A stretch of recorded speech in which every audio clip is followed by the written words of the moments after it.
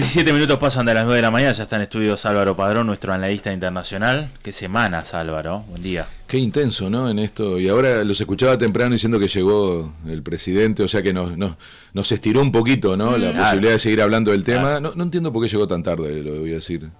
Creo que algunos siguieron por la vuelta, ¿eh? Alguna parada hizo, sí, además de hablar con Meloni, ya vamos a tocar ese tipo de juntas que hace nuestro presidente, pero... Ojo que Alberto Fernández también estuvo mano a mano con Meloni. Sí, lo que pasa es que ahí fue para pelearse, no para ponerse de acuerdo. Bueno. Álvaro, ¿cómo evaluás esta cumbre? Bueno, hay tanta cosa que pasó allí que daría para mucha punta, ¿no? Incluso yo recomiendo mucho la columna de Natalia Carrau que hizo creo que el miércoles con Pan. Sí, los Álvaros acá estamos entreverando a todo el mundo, pero digo porque me ayuda a complementar, porque ella se metió muy a fondo, el perfil de Natalia es ese. Cuando hablábamos de invitarla, generamos una idea de complementariedad en las columnas y ella va mucho más a fondo en análisis, en lo técnico. De repente a mí eso me ayuda ahora a tener una mirada más general, ¿no? Porque tiene un concepto ahí el de neocolonialismo. Sí, es que es la historia de la relación con Europa, ¿no? Con el norte en general, pero en Europa en particular, que usa otra vez ese músculo de sentir que América Latina medio que le pertenece, ¿no? Es como una cosa... como de escuchás todo el tiempo que hablan de cosas que suenan bien porque parece que te están reconociendo, que valorando, pero que en el fondo hay un componente, sobre todo además con el protagonismo español de esa historia, ¿no? Entonces, pero yo insisto mucho que esta cumbre tiene como un carácter tan amplio y tan profundo, que ahí para mí está lo primero, de entender que la cumbre, más allá de sus resultados, que pueden ser escasos, o por lo menos menos de lo que uno imagina cuando se junta algo tan gigantesco, para mí es una síntesis de la época. Estamos frente a un cambio gigante en el mundo y vamos a estar viendo permanentemente reuniones de este tamaño, porque para hacerse cargo de un cambio tan grande se necesitan reuniones enormes, es decir, tomen en cuenta que las dos regiones, en términos de población, de PBI, de peso histórico, representan prácticamente una tercera parte del mundo. O sea, si vos decís, se está reuniendo una tercera parte del mundo, algo está pasando. Entonces, también es la demostración de la crisis de los organismos que existen, ¿no? De lo que se creó durante los últimos 70 años para gobernar el mundo, digamos, para pilotear este barco que tenemos, que es el planeta. Entonces, se necesitan este tipo de instancias, después aparecen los G20, los G7, otro tipo de cumbre, pero hay que ubicarla en esa escala. Y a mí me gusta, si tuviera que ponerle un título a esta reflexión, es como un mundo en transformación y una región en disputa. ¿A qué me refiero? El mundo se está transformando. Estamos frente a una gigantesca transformación que, como somos contemporáneos, no llegamos a percibirlo, pero les digo, la historia va a registrar este momento como un momento de cambio. Esa frase famosa, no es una época de cambio, sino un cambio de época. Esta es otra época. El poder está migrando de Occidente a Oriente, se simplifica y se dice Estados Unidos a China, pero es un cambio civilizatorio. Y la pregunta es, ¿qué papel cumple América Latina? Por eso digo región en disputa, porque lo que hizo Europa fue poner arriba de la mesa una especie de ruta de la seda versión europea. Claro. O sea, estos jugadores grandes están moviendo sus fichas. Lo mueve China con su estrategia, quizá la más potente, la que tiene ya más tiempo. Estados Unidos lo hace con la Cumbre de las Américas, lo que pasa que pasó, no digo desapercibida, pero no terminó de cuajar, pero esa es su estrategia, la Cumbre de las Américas, es como atiende a América Latina. Y ahora le tocó a Europa atender no su patio trasero, porque fíjense qué cosa, ¿no? Para Estados Unidos somos el patio trasero, para Europa somos las ex colonias, que después le pondrán otros títulos, pero en el fondo es eso, ¿no? Es la sensación de que su vínculo es a partir de esa historia, ¿no? Después tenemos, por supuesto, Europa no es homogénea, al progresismo europeo, que un poquito de esto tiene, pero que su mirada es, precisamos dialogar con una región que tiene valores como nosotros, que pueden discutir el futuro del mundo de una manera más similar que discutirlo con Asia o con Estados Unidos, es decir... Incluso desde el progresismo igual está esta mirada neocolonialista, ¿no? Sí, pero yo quiero ser también respetuoso y apostar a que desde ahí también surja, y desde los movimientos sociales europeos, una capacidad de dialogar como iguales porque ellos lo necesitan. Y aquí viene una de las claves de esta cumbre. No hubiera sido posible si no se necesitaron las dos regiones. Exacto, o sea, se necesitan, ¿no? Sí. Igual tienen diferencias, ¿no? Bueno, ¿cuál es la clave entonces para la negociación que debería aplicar esta región? Pero ahí pusiste, Alejandro, una cosa clave, ¿no? Lo de las diferencias, las asimetrías se nombra generalmente en las negociaciones. Es decir, es muy importante que las dos regiones se reconozcan como necesarias. Europa hacía tiempo que no le daba pelota a América Latina, ¿eh? Entonces, ¿se acuerdan lo del susto a viva el mamado? Algo así hay. Europa está mal, muy mal. Europa quedó atrapada en la lógica de esta bipolaridad de la peor manera. Estaba trabajando durante mucho tiempo, sobre todo Alemania, para mantener una relación con Eurasia, particularmente con Rusia, toda la cuestión de energética, pero es mucho más, ¿eh? Estaba evitando que se rompiera la Europa continental, digamos, y evitar esa lógica de quedar solo asociada a Occidente versión Estados Unidos. Y recuerden que en el medio está los BRICS, la salida de Inglaterra, de Gran Bretaña, de Europa por la presión de Trump. O sea, había una jugada muy fuerte y Europa quería mantener una independencia y la guerra la partió al medio. Todo, sí, la partió al medio. Entonces, en esa dinámica es que Europa necesita recuperar vínculos que le den capacidad de ser una región influyente en esa bipolaridad, para construir una multipolaridad. ¿Dónde mira? Mira para América Latina, mira también para África, y tiene políticas para ese norte que comparte, pero América Latina le calza muy bien y pasa a necesitarla y entonces la redescubre. Hay muchos artículos que si ustedes observan o los leen, dice, llegó tarde. Pero bueno, eso siempre es relativo. Es verdad que si lo hubiera hecho antes, hubiera generado más confianza. Una palabra, yo diría que la única cosa interesante que le escuché a la calle, ¿no? Porque eso de salir a decir que, bueno, ahora después podemos hablar de la calle, que es tan mínimo que me molesta un poco que lo tengamos que traer siempre porque al final tenemos que mirar la política exterior uruguaya, pero él decía, ¿no? Basta de palabras, que yo digo, si la política exterior uruguaya no es solo palabra, porque de resultado no hay nada. Pero bueno, parece que fue allá a hablar de que basta de palabras y sobre todo dijo generar confianza. Repito, creo que fue el único concepto que hay que rescatar, porque hubiera habido más confianza si Europa hubiera priorizado a América Latina antes. Pero bueno, lo prioriza ahora, tuvo muchas excusas, habló durante un tiempo de Bolsonaro, de todo lo que eso significaba, en fin, y ahí hubo un gran paréntesis, hay que asumirlo, un paréntesis en relación al periodo conservador en América Latina. Entonces, el gran asunto en esas asimetrías, en esas diferencias que vos decís, Alejandra, es cómo América Latina, y ese ya es un problema nuestro, no de Europa, porque nos podemos seguir enojando con la Europa con su visión colonialista, de Estados Unidos con su visión imperialista, de China avanzando también con una visión absolutamente en relación a sus intereses, pero la gran pregunta es qué hacemos desde acá para transformarnos en un sujeto capaz de influir en ese cambio tan impresionante que se está dando en el mundo, que si lo hay que decirlo de una manera más clara, es la creación de un nuevo orden mundial, porque al final, con la historia, lo que se va a ver es que en esta etapa se va a cambiar el orden mundial, y va a haber uno nuevo, que está en construcción. ¿Cómo hacemos para ser influyentes en eso? Como para evitar que quedemos solo pendientes de lo que otros hagan en relación a nosotros, que es la historia de América Latina. Porque en realidad lo que nos pasó históricamente es que desde otros lados se definió el destino de nuestro continente. Por eso se insiste mucho cuando se discute ahora un cambio cultural y ir a las raíces. A algunos les suena como demasiado, no sé, literario, una cosa media como de fantasía o de literatura, hablar de la identidad y de... No, miren que hay que ir a esos puntos para poder recuperar una perspectiva de muy largo plazo y sobre todo que nos permita no solamente dar una batalla coyuntural, y por eso es muy importante rediscutir hasta el nombre. Ustedes saben que América Latina es un nombre que nos pusieron de afuera. Algunos ya empiezan a plantear por qué no pensamos una definición nueva que sea mucho más integradora de la diversidad que hay en América Latina, porque América Latina no incluye a los pueblos originarios, porque el latino es europeo, no de acá. Entonces, ¿cómo hacer para posicionarnos de otra manera? Y hay una sola fórmula.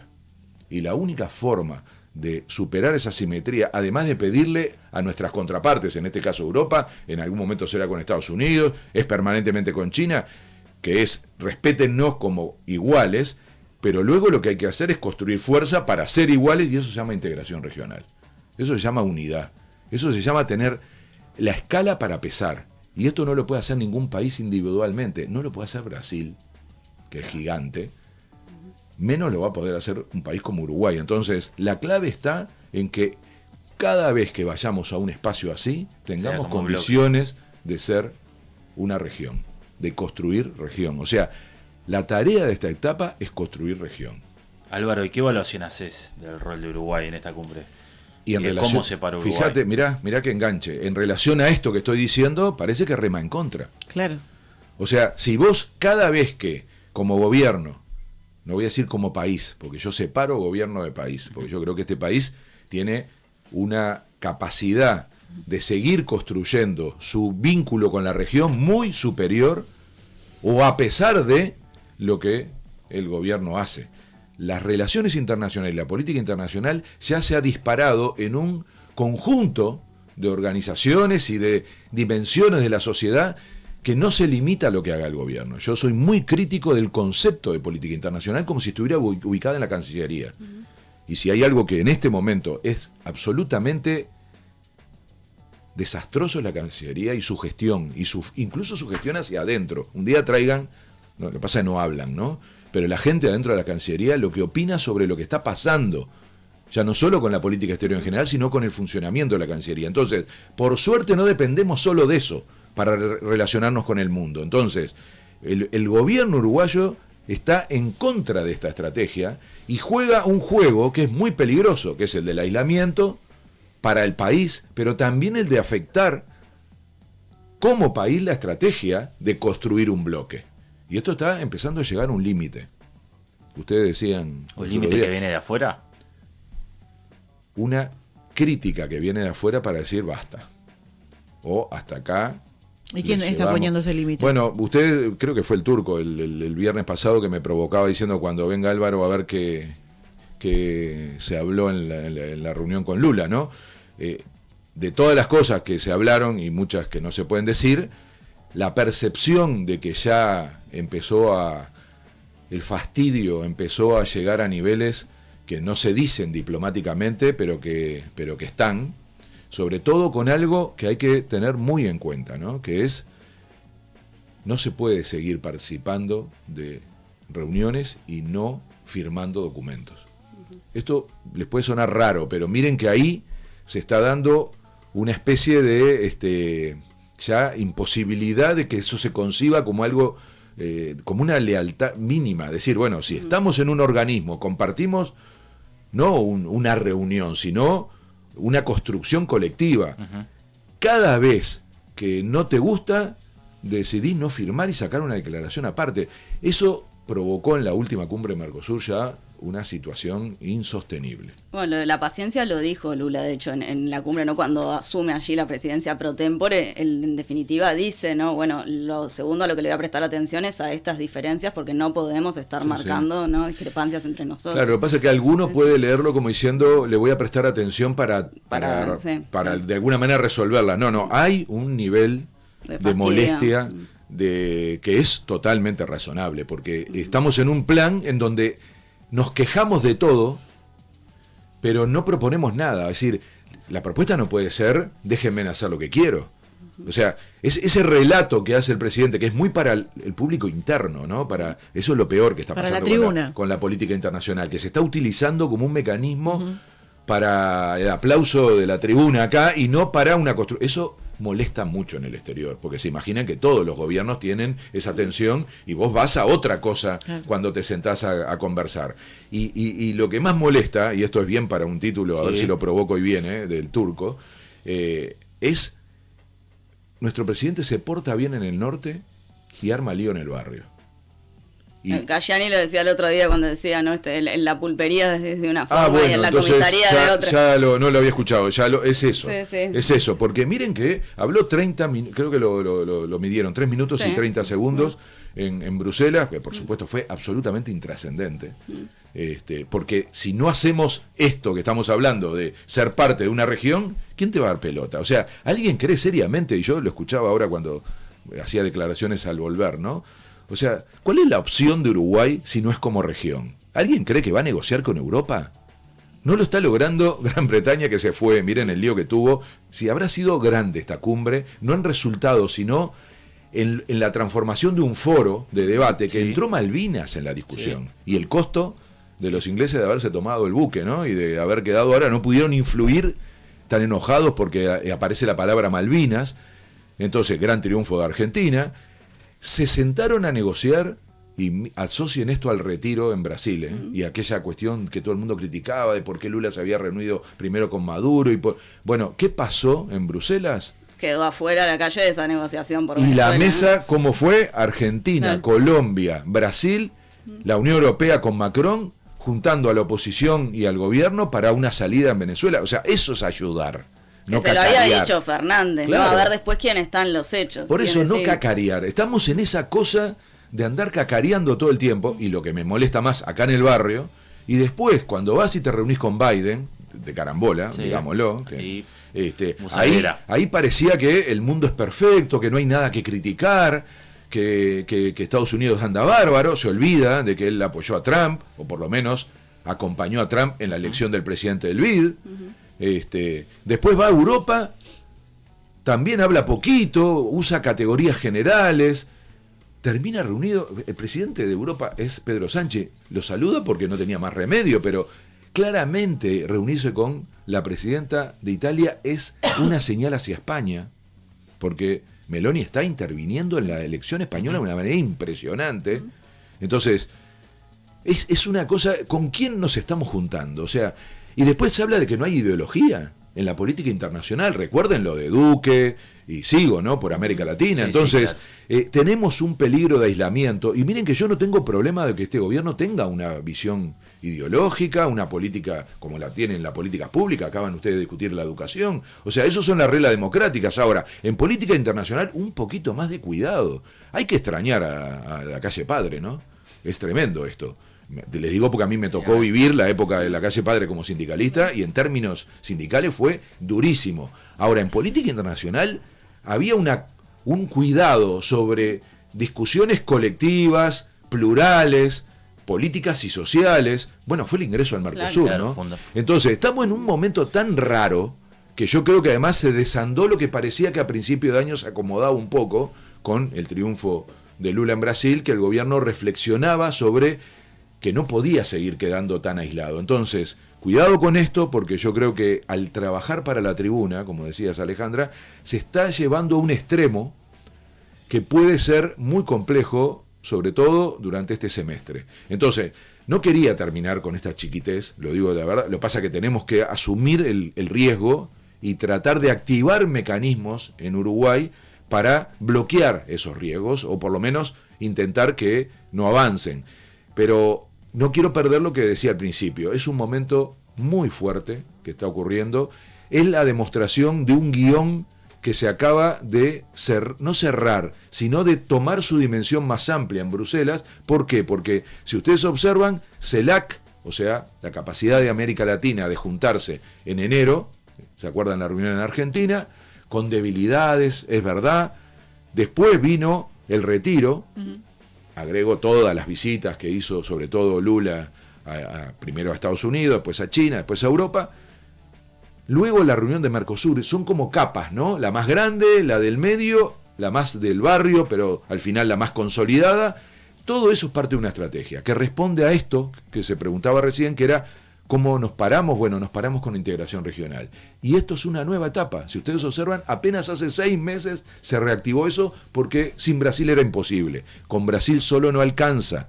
Y Brasil está teniendo una actitud que pocas veces tuvo, de amplitud y de integración. Claro, para eso tenés que ayudar un poquito, ¿no? En fútbol, viste que decimos siempre, si te tiran una pared, en vez de una pared te tiran un ladrillo, es muy difícil. Entonces, si te están dando esa oportunidad y vos lo que haces es, creo que alguien también decía, ¿no? Escupirle el asado. No sé si no fue Mario Vergara acá. Sí, claro.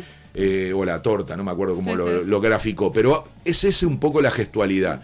Tenemos que ayudar. Yo no creo que en Uruguay toda la coalición piense así. Me parece que la política exterior está demasiado concentrada en el presidente, y tenemos un canciller que hace lo que el presidente le dice, y un poquito más, porque en algunas cosas conversa más con el Departamento de Estado, y se imaginan con quién, y hablo de la OEA, para que algunos movimientos de Uruguay sean funcionales a determinadas estrategias. Entonces, cuidado con estas cosas. Yo creo que ojalá se abra un debate más amplio. Recuerden que cuando se amenazó con salir del Mercosur, hubo voces muy críticas dentro de la coalición. Recuerdo en esta misma mesa, Gope Pasqué hablando, Sanguinetti diciendo cuidado, Manini Río diciendo hasta ahí llego, no voy a bancar una salida al Mercosur. Entonces, hay que tratar de recuperar esa discusión porque lo merece la región, lo necesita. La región necesita de Uruguay, que siempre fue un país que apostó con mucha fuerza y con mucho respeto a construir una mirada larga. Por algo tenemos las sedes de muchos organismos aquí en Montevideo. Entonces, esa pérdida de prestigio y de capacidad de aportar está ocurriendo, y lo que más grave, lo estamos haciendo poniendo en riesgo la región. Ojalá esto se supere. Yo creo que fue un shock para el propio gobierno la reunión de Bruselas, porque aparece toda la agenda que hoy el mundo pone arriba de la mesa y que obliga a una capacidad de influir y de construir, repito, el poder de una región que se pueda sentar a discutir como iguales. Álvaro Padrón, muchas gracias. Fuerte abrazo a la audiencia y a ustedes.